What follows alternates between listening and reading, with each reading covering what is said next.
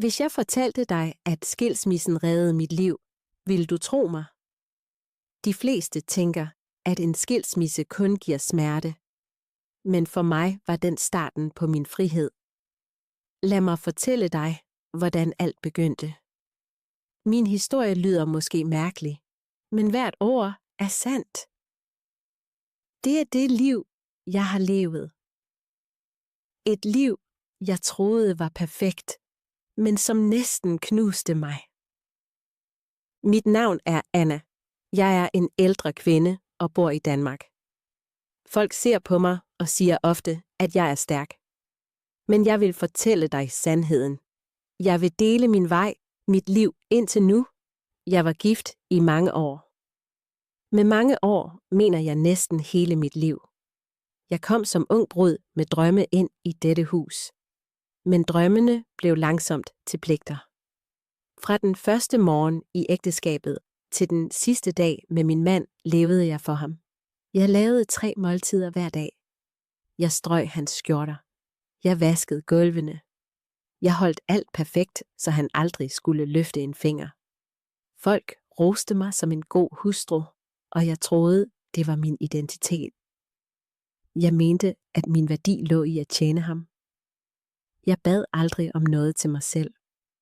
Jeg købte ikke tøj uden hans tilladelse. Jeg mødtes ikke med venner uden at fortælle ham det.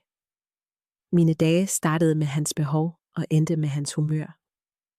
Nogle gange var jeg træt, nogle gange syg, men jeg overtalte mig selv til, at det var kærlighed. Jeg sagde til mig selv, at en hustru må ofre sig. Jeg troede, at hvis han var glad, var jeg også glad. Denne tro sad så dybt, at jeg aldrig tænkte på et liv uden ham. Du spørger måske, om jeg ikke følte mig fanget. Sandheden er, at jeg ikke vidste, jeg var fanget. Jeg troede, dette liv var normalt. Jeg troede, kærlighed betød at give alt og intet forvente. Jeg troede, stilhed var fred. Når jeg ser tilbage nu, forstår jeg, hvor blind jeg var. Men dengang mente jeg, at dette var den eneste måde at leve på. Der var øjeblikke, hvor jeg ville sige, at jeg var træt, men jeg slugte ordene. Der var nætter, hvor jeg ville tale om mine følelser, men han var altid optaget af sig selv. Jeg ventede på, at han skulle lægge mærke til mig, spørge, hvordan jeg havde det. Men det skete aldrig. Alligevel klagede jeg ikke. Jeg tænkte, måske er alle ægteskaber sådan. Måske er jeg for svag til at kræve mere. Jeg husker en dag, hvor jeg havde feber. Min krop brændte. Mit hoved var tungt. Men han bad mig stryge hans tøj. Jeg stod med tårer i øjnene og strøg hans hvide skjorte, mens mine hænder rystede. Jeg ønskede, han ville sige, lad det være. Du skal hvile. I stedet sagde han, der må ikke være folder. Den dag følte jeg noget knække inde i mig. Men jeg gjorde stadig ingen modstand. Jeg sagde til mig selv, det er min pligt. Mit liv blev til et mønster. Vågne, lave mad, gøre rent, servere, sove hver dag igen. Jeg mistede mig selv. Jeg glemte, hvad jeg kunne lide, hvad jeg ville, hvad der fik mig til at smile. Udefra troede folk, at vi havde et perfekt ægteskab. De sagde, se på hende. Hun tager sig så godt af ham. Hun er så heldig. Lykke. Dette ord ramte mig som et knivstik. For dybt inde følte jeg mig tom. Jeg havde ingen lykke. Jeg var fortabt. Men jeg holdt fast i håbet. Jeg sagde igen og igen, en dag vil han se, hvor meget jeg elsker ham. En dag vil han takke mig. Jeg ventede i årevis, men den dag kom aldrig. I stedet kom noget andet. Noget, der vendte mit liv på hovedet. En aften sad han ved bordet. Hans ansigt var alvorligt, hans øjne kolde. Jeg troede, han måske var sur på arbejdet. Jeg spurgte ham stille, om han ville have te. Han rystede på hovedet og sagde ord, jeg aldrig havde troet, jeg skulle høre. Jeg vil skilles. Først lå jeg nervøst. Jeg troede, han lavede sjov. Hvordan kunne han sige det efter så mange år? Men hans ansigt ændrede sig ikke. Mine hænder rystede. Min stemme knækkede. Jeg tryglede ham. Jeg sagde, vi kan klare det. Jeg vil ændre mig. Jeg vil prøve endnu hårdere. Jeg var klar til at bøje mig endnu mere. Selvom jeg allerede lå fladt, lyttede han ikke. Han havde besluttet sig. Han sagde, han ville have sin frihed. Han sagde, han var træt. Træt. Dette ord føltes som gift. Træt af hvad? Jeg havde givet ham alt. Hvad ville han have mere? Den nat græd jeg som et barn. Jeg holdt hans hånd. Jeg tryglede ham om ikke at gå, men han trak sig væk. Manden, jeg havde levet for hver eneste sekund, gik sin vej, og jeg kunne intet gøre. Jeg følte, at hele min verden faldt sammen. Jeg ville skrige, men der kom ingen lyd. Jeg ville løbe, men mine ben var tunge. Det var det mest hjælpeløse øjeblik i mit liv. I de næste dage forsøgte jeg at stoppe ham. Jeg lavede hans livretter. Jeg talte blidt til ham. Jeg bad. Jeg tænkte, måske ville han ændre mening, men intet hjalp. Papirerne blev underskrevet. Mit ægteskab endte med få streger. Sådan blev årtiers ofre kastet væk. Ved du, hvordan det føles, når hele dit liv forsvinder på et øjeblik? Det er som at stå ubeskyttet i en storm. Det er som at drukne, mens ingen rækker dig en hånd. Sådan havde jeg det. En kvinde, der havde givet alt, stod nu med tomme hænder. Og alligevel vil jeg sige dig noget. Dette øjeblik, så smertefuldt det var også starten på min sande historie. Dengang vidste jeg det ikke. Dengang så jeg kun mørke. Men livet havde en plan for mig. En plan, jeg ikke kunne se, men en plan, der en dag ville sætte mig fri. Her begynder min rejse. Dette er historien om, hvordan jeg mistede alt, og hvordan tabet åbnede en dør, jeg aldrig drømte om. Jeg husker stadig natten, hvor han sagde det. Ordene ramte mig som et slag. Peter så på mig og sagde, han ville skilles. Hans stemme var rolig, men min verden brød sammen. Jeg troede, det var et mareridt. Jeg tænkte, Peter ville tage ordene tilbage, men det gjorde han ikke. Han så på mig med kolde øjne, uden medfølelse. Jeg tryglede ham. Jeg sagde, at jeg kunne ændre mig. Jeg sagde, at vi kunne prøve igen. Jeg lovede at anstrenge mig mere. Jeg lovede endda at opgive det lille, jeg havde for mig selv. Jeg var klar til at miste alt, hvis han blev. Men intet rørte ham. Hans hjerte var langt borte. Jeg holdt hans hænder og græd. Jeg bad ham huske vores mange år sammen. Jeg mindede ham om hjemmet, vi havde bygget. Jeg mindede ham om den kærlighed, jeg gav ham. Men han sagde intet, der gav håb. Han sagde bare, at han var træt. Han sagde bare, at han ville have fred. Jeg forstod det ikke. Hvordan kunne fred betyde at forlade mig? Den nat kunne jeg ikke sove. Jeg sad på sengen og græd, til kroppen rystede. Jeg ville skrige, men ingen lyd kom. Jeg ville løbe, men benene var svage. Jeg pressede ansigtet mod puden, som var våd af tårer. Jeg følte mig som et barn, der pludselig har mistet alt. Om morgenen prøvede jeg igen. Jeg lavede hans livret. Jeg smilede, da han kom ind. Jeg talte blidt og håbede, han blev mild, men han spiste tavst. Han så på mig, som om jeg ikke fandtes. Mit hjerte brast igen. I dagvis prøvede jeg videre. Jeg bad om natten. Jeg tryglede ham om morgenen. Jeg sagde, jeg ikke kunne leve uden ham. Men hans øjne viste sandheden. I sit hjerte havde han allerede forladt mig. Hans krop var der, men hans kærlighed var væk. En aften lagde han papirer på bordet. Skilsmissepapirer. Mine hænder rystede, da jeg rørte dem. Jeg bad ham lade være. Jeg sagde, vi kunne ordne det igen. Han sagde, det var for sent. Han sagde, intet kunne ændre hans mening. Min brystkasse brændte. Jeg troede, jeg ikke kunne få luft. Jeg forsøgte at trække tiden ud. Jeg sagde, jeg behøvede mere tid. Han sagde, jeg kunne få nogle dage, men intet ville ændre sig. Han var sikker. Hans stemme var rolig. Min var knust. Jeg følte, jeg kæmpede en krig, jeg ikke kunne vinde. Da jeg endelig skrev under, føltes det som døden. Jeg så mit navn ved siden af hans, for altid skilt. Pennen gled, men jeg fortsatte. Mine tårer faldt på papiret.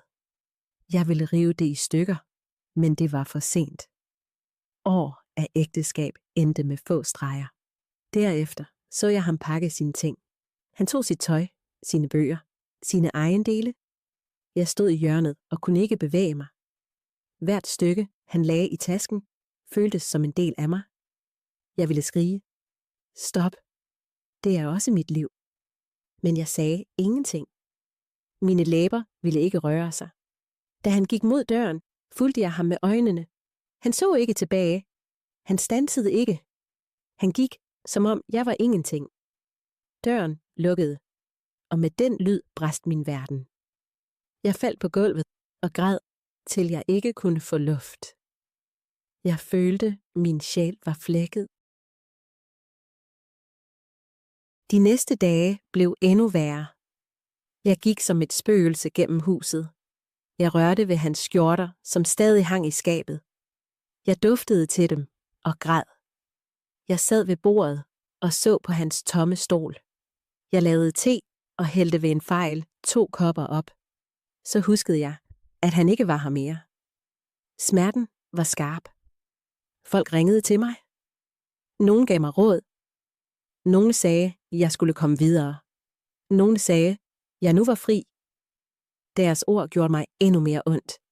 De kendte ikke mit hjerte. De vidste ikke, at jeg havde viet ham hele mit liv. Uden ham følte jeg mig værdiløs. Nætterne var værst. Jeg lå i sengen og stirrede på den tomme plads ved siden af mig. Jeg krammede puden og lod som om det var ham.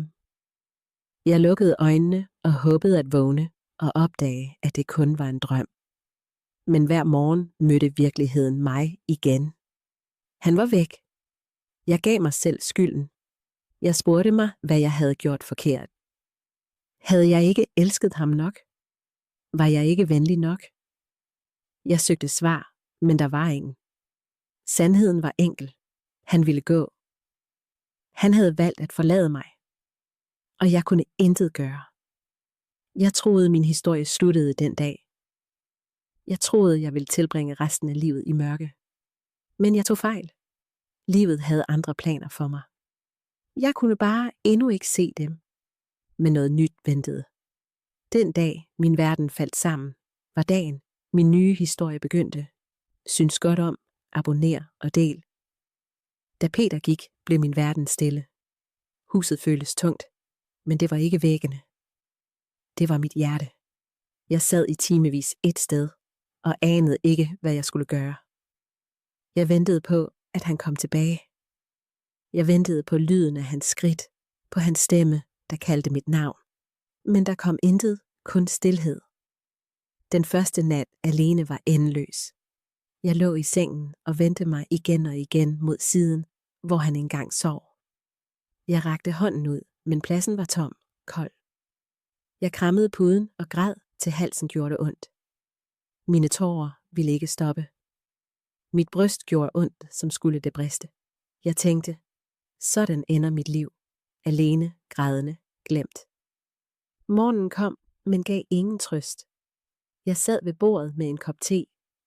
Jeg havde ved en fejl lavet 2 kopper, så huskede jeg, at han ikke var her. Jeg stirrede på den anden kop, til teen blev kold. Jeg hældte den ud, men smerten blev.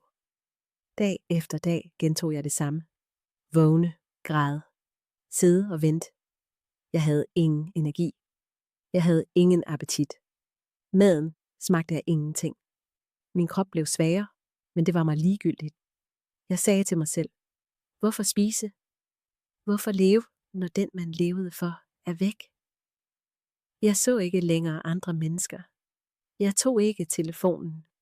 Når naboer bankede, lod jeg som om jeg ikke var hjemme. Jeg ville ikke have deres medlidenhed. Jeg ville ikke have deres råd. Jeg ville kun have Peter. Og han var væk. Om natten hørte jeg stemmer i mit hoved. De sagde, jeg var værdiløs. De sagde, jeg var gammel. De sagde, ingen havde brug for mig. Jeg troede på disse stemmer. Jeg troede, at jeg intet var uden ham. Jeg trak dynen over hovedet og græd, til kroppen rystede. Jeg kunne aldrig falde let i søvn. Jeg lukkede øjnene, men minder om ham fyldte mit hoved. Hans latter, hans stemme, hans berøringer. Så huskede jeg hans sidste ord. Jeg vil skilles. Mindet stak mig igen og igen i hjertet. Uger blev til måneder. 6 måneder fulde af smerte. 6 måneder fulde af ensomhed. Jeg talte dagene, men de føltes alle ens. Hver dag var mørk. Hver nat var lang. Tiden gik, men jeg sad fast. Min familie holdt afstand. De vidste ikke, hvordan de skulle være med mig. Nogle venner sagde, jeg skulle være glad for at være fri. Deres ord gjorde mig endnu mere ondt. Fri. Jeg følte mig ikke fri.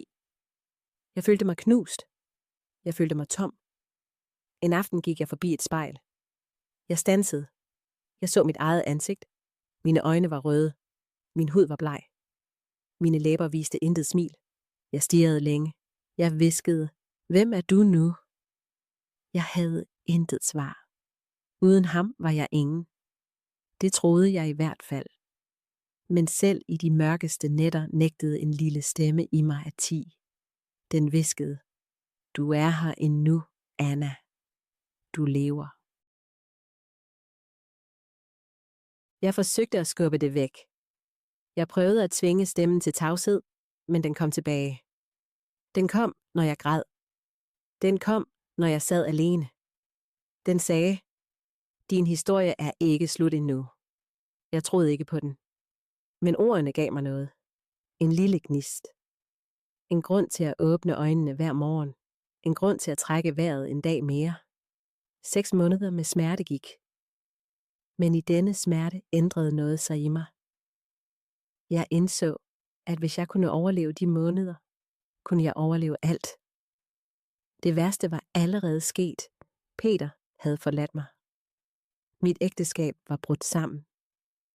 Og alligevel trak jeg stadig vejret. Jeg vil ikke sige, at jeg var stærk dengang. Det var jeg ikke. Men jeg var i live.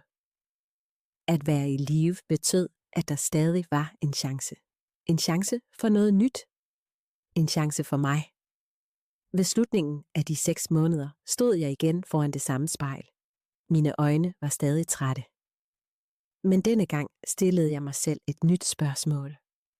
Hvad nu, hvis mit liv ikke er slut?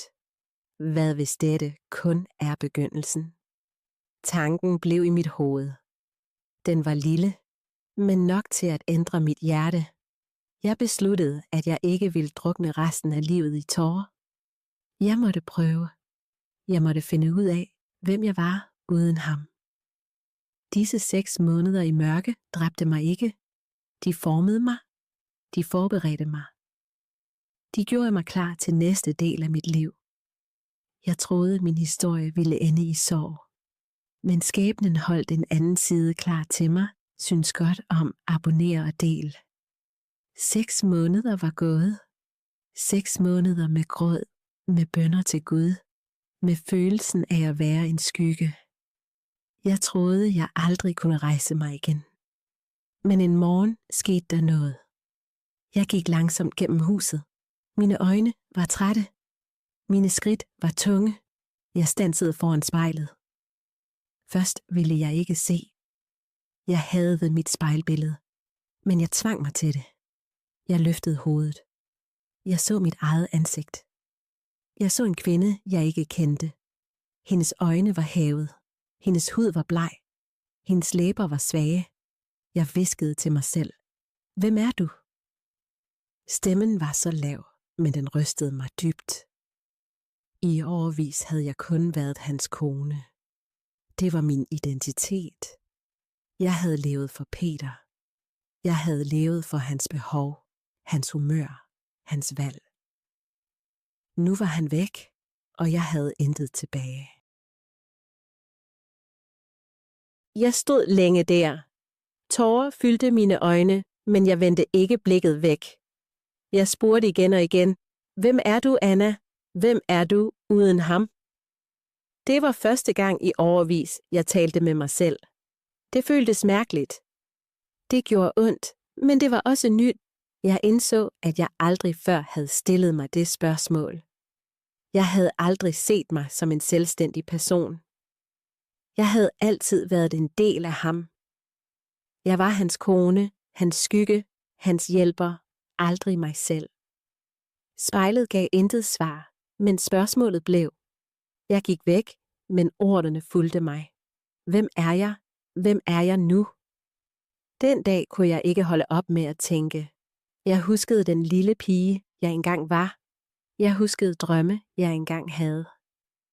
Jeg huskede, at jeg før havde sunget. Jeg havde før grinet. Jeg ville have mere.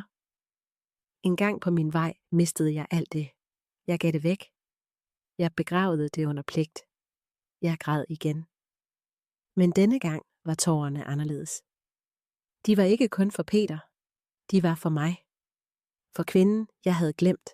For livet, jeg ofrede. For årene, jeg aldrig får igen. Den aften sad jeg ved bordet og skrev i en lille notesbog. Jeg skrev 1 linje. Jeg er her endnu. Min hånd rystede, men ordene var klare. Jeg er her endnu. Det var endnu ikke styrke. Det var endnu ikke mod, men det var en begyndelse. Næste morgen kiggede jeg igen i spejlet. Mit ansigt var det samme, men jeg talte højt. Jeg sagde, Anna, du er ikke væk. Du er ikke kun hans kone, du er dig. Lyden af min egen stemme overraskede mig. Den var svag, men den var ægte. Jeg havde ikke hørt mig selv i lang tid. Jeg rørte glasset og hviskede, jeg vil finde dig igen. Dette løfte blev til min nye åndedrag. Det var lille, men det holdt mig oprejst. Mørket var stadigvæk der. Smerten var stadig skarp. Men nu var der også et spørgsmål. Et spørgsmål, som åbnede en dør. Hvem er jeg, hvis jeg ikke er hans kone? Jeg havde endnu ikke svar, men jeg var klar til at søge. Det var dagen, hvor mit liv begyndte at ændre sig. Ikke i store skridt, ikke med pludselig glæde, men med et spørgsmål i spejlet. Et spørgsmål, som gav mig kraft til at starte forfra. Synes godt om, abonner og del. Spørgsmålet i spejlet blev hos mig. Hvem er jeg? Hvem er jeg uden ham? Jeg kunne ikke glemme det. Det fulgte mig gennem dagene. Det hviskede til mig om natten. Det gjorde mig urolig, men det vækkede også noget i mig. En morgen sad jeg ved bordet. Jeg holdt en pen i hånden. Jeg åbnede en notesbog og skrev igen. Denne gang skrev jeg mere end 1 linje. Jeg skrev, jeg er her endnu. Jeg vil leve. Jeg må finde mig selv. Ordene så mærkelige ud på siden, men de gav mig styrke. Jeg besluttede at gøre en lille ting. Noget kun for mig. For første gang i årevis lavede jeg en ret, jeg kunne lide. Ikke hans livret. Ikke noget, han ønskede. Kun mit. Jeg sad ved bordet og spiste langsomt. Tårer fyldte mine øjne, fordi det føltes nyt. Det føltes som at nære mig selv og ikke bare overleve. Næste dag så jeg på mine hænder. De samme hænder havde vasket, gjort rent, strøget og serveret for ham. Nu ville jeg have, at de arbejdede for mig. Jeg spurgte mig selv, hvad kan jeg gøre med disse hænder? Så kom jeg i tanke om noget. For år tilbage syede jeg gerne. Jeg elsker at lave små ting af stof, men jeg stoppede. Peter sagde engang, det var spild af tid, så jeg holdt op. Den erindring fik mig til at græde, men efter tårerne mærkede jeg en gnist. Jeg gik hen til skabet. Jeg fandt en gammel æske med nåle og tråd. Mine fingre rystede, da jeg rørte ved den igen. Jeg begyndte at sy et lille stykke stof. Det var enkelt, men det føltes som liv. Dette lille sting var mit første skridt. Nålen gik ind og ud, og for hvert træk følte jeg, at en del af mig vendte tilbage. Jeg var ikke hurtig. Jeg var ikke perfekt, men jeg var levende. I de næste dage lavede jeg flere små ting. En stofpose, et tørklæde, en lille dug. Jeg så på dem og smilede for første gang i måneder. Jeg tænkte, det er mig. Det er mit arbejde. Det er mit valg. En eftermiddag kom en nabo forbi. Hun så et af de stykker, jeg havde lavet. Hun spurgte, om jeg også kunne lave et til hende. Først var jeg genert. Jeg sagde, jeg ikke var god nok, men hun insisterede. Hun gav mig lidt penge for det. Mine hænder rystede, da jeg holdt sedlerne. Det var ikke meget, men det var mine. Penge fra mit arbejde. Penge fra min tid. Den nat sad jeg i sengen og stirrede på pengene. Jeg hviskede, Anna, du kan det her. Du kan stå på egne ben. Det handlede ikke om pengene selv. Det handlede om følelsen. For første gang var jeg ikke kun en hustru. Jeg var et menneske, der kunne skabe, tjene penge og tage valg. Langsomt spredte rygtet sig.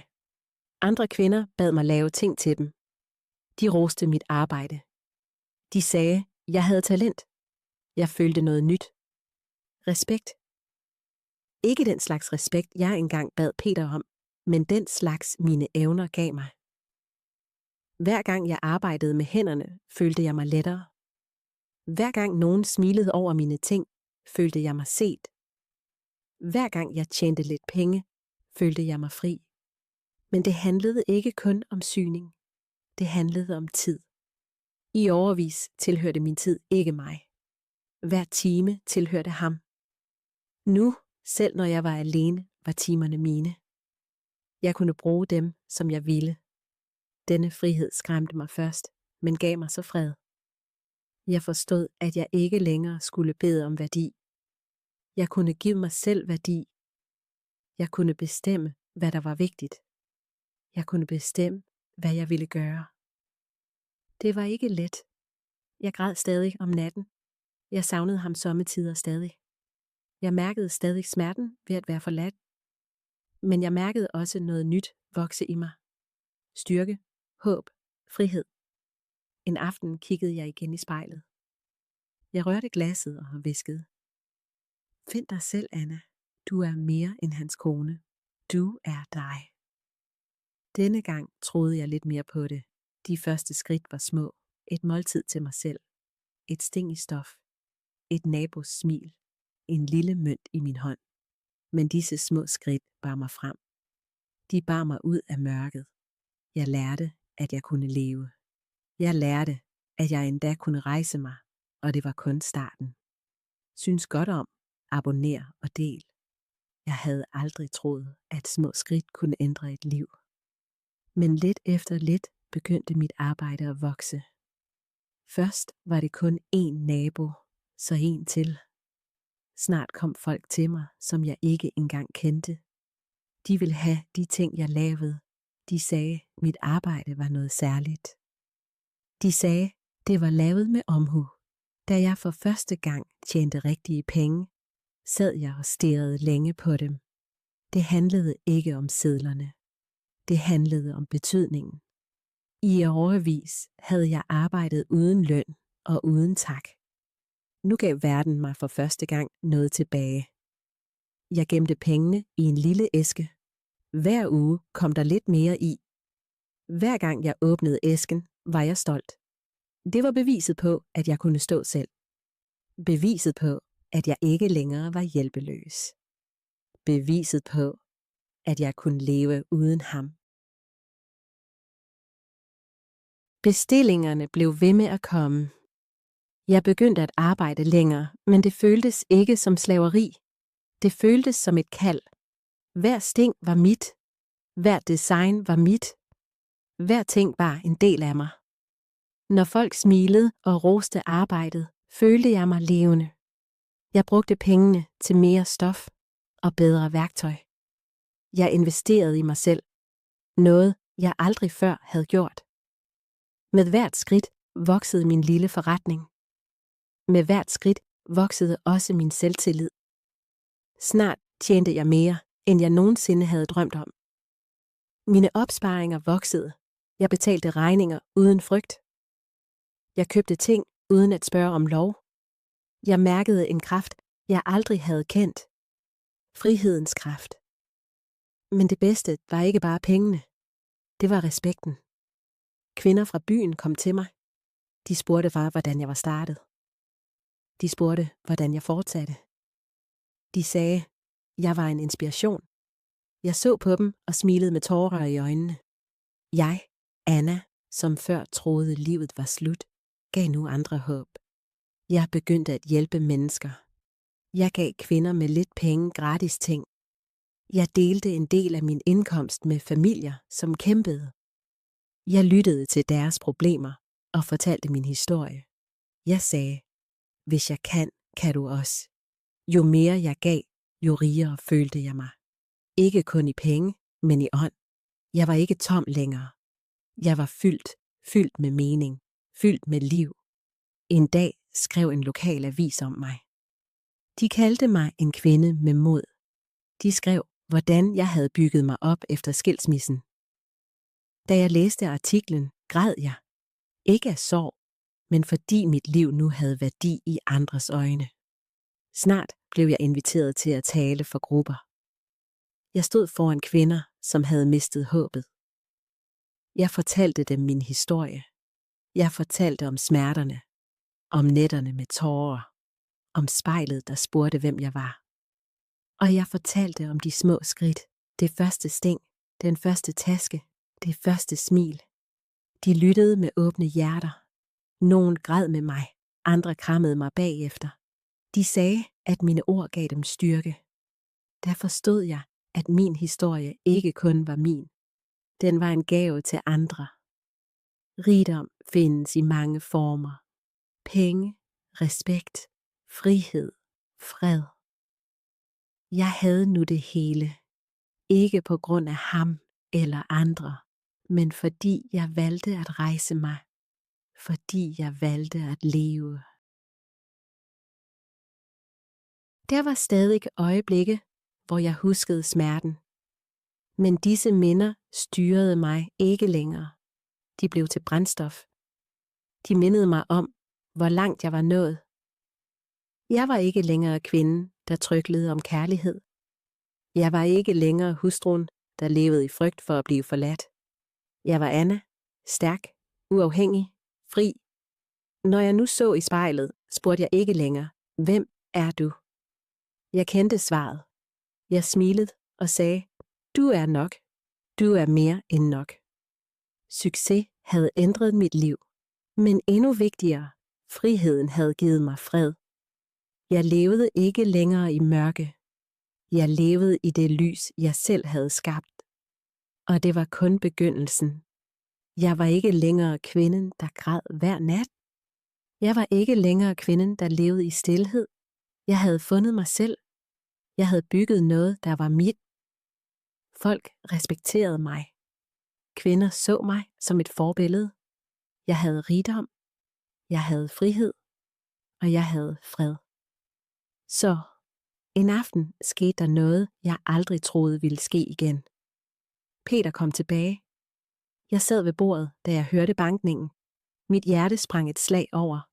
Da jeg åbnede døren, så jeg ham. Manden, der havde forladt mig. Manden, der havde knust mig, stod der. Hans hår var blevet mere gråt. Hans ansigt så træt ud, men hans øjne var anderledes. Denne gang var de ikke kolde.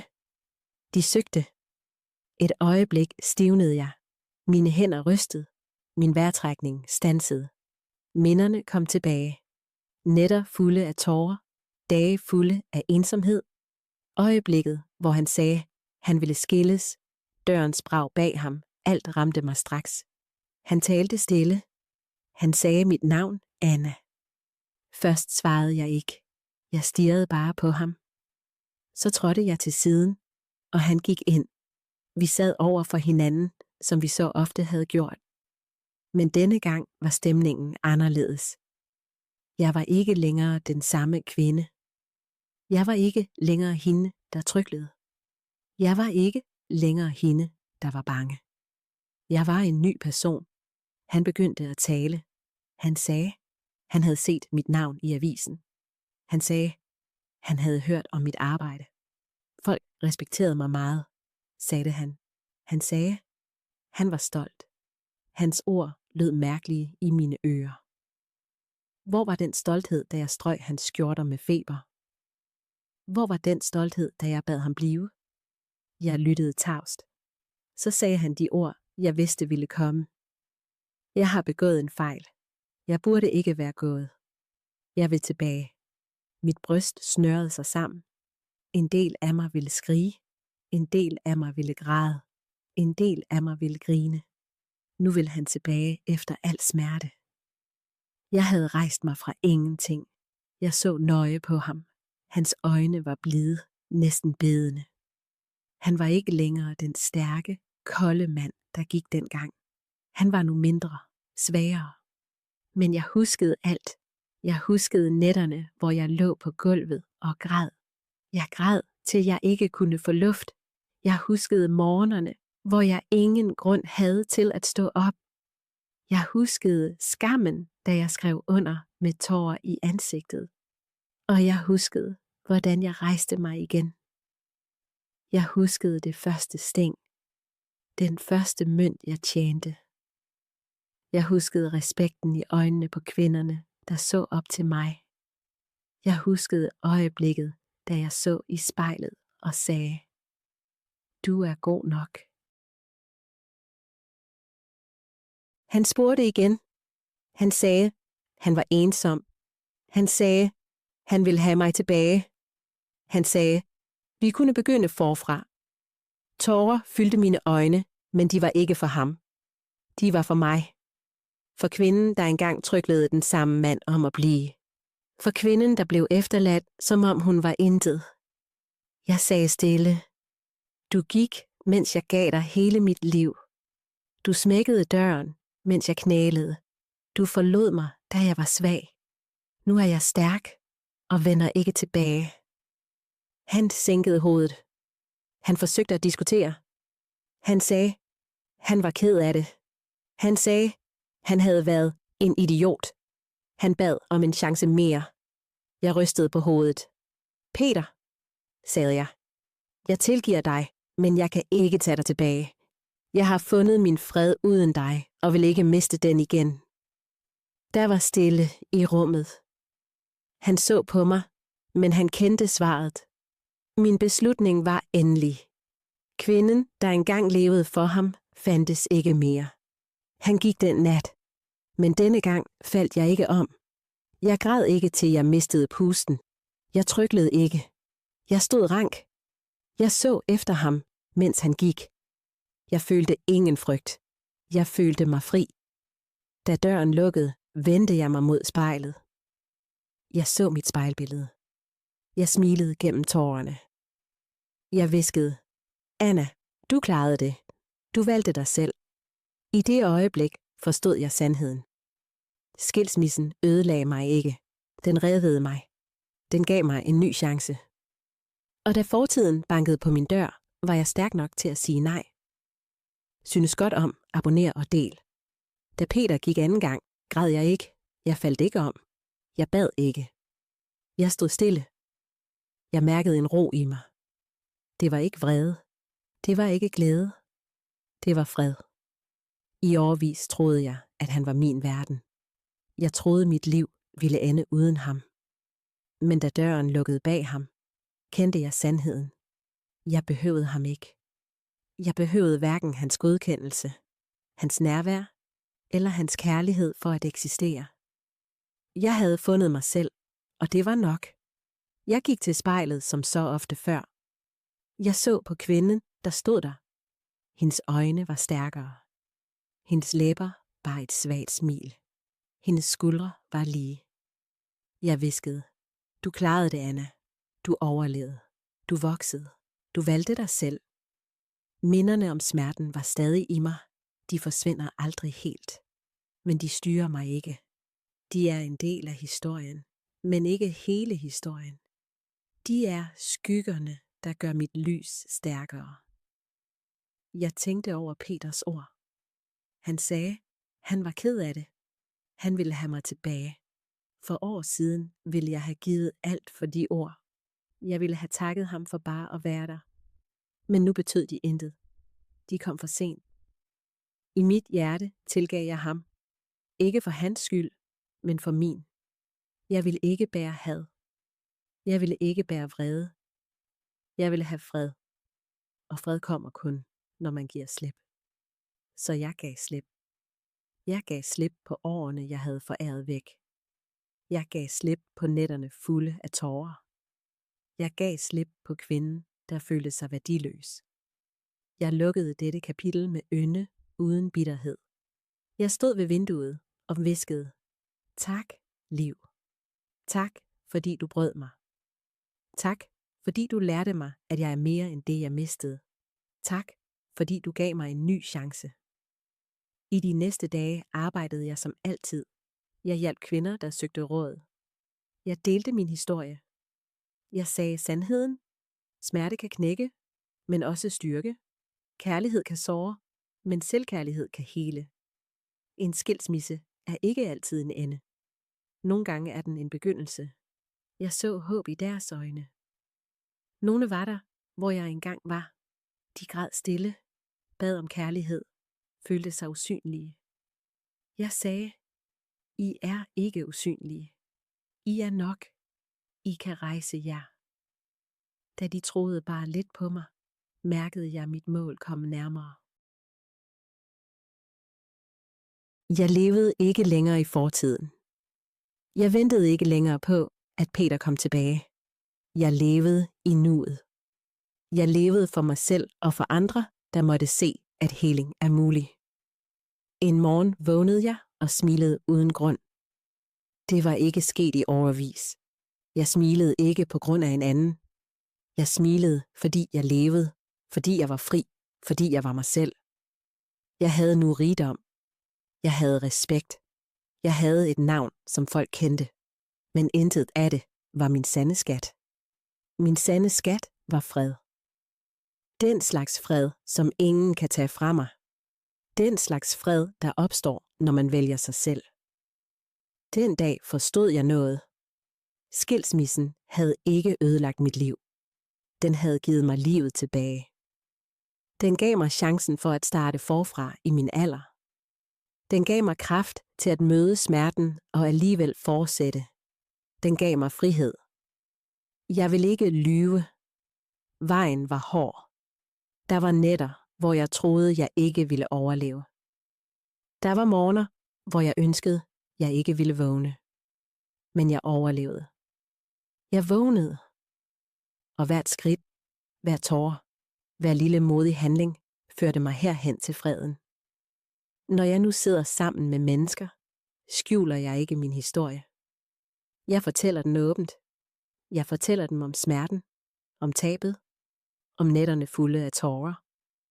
Og så fortæller jeg dem om friheden, glæden, freden, som kom bagefter. Jeg vil have, at de skal vide, at det er muligt, at livet ikke slutter, når kærligheden slutter. Nogle gange spørger folk mig, om jeg nogensinde vil tage Peter tilbage. Jeg smiler og siger, jeg gav ham engang mit liv. Nu tilhører dette liv mig, og det er sandheden. Jeg hader ham ikke. Jeg ønsker ham intet ondt. Men min vej er nu en anden. Mit hjerte er frit. Min sjæl er rolig. Jeg vælger fred frem for fortiden. Når jeg nu ser solopgangen, hvisker jeg en tak. Ikke for det, jeg har mistet, men for det, jeg har vundet.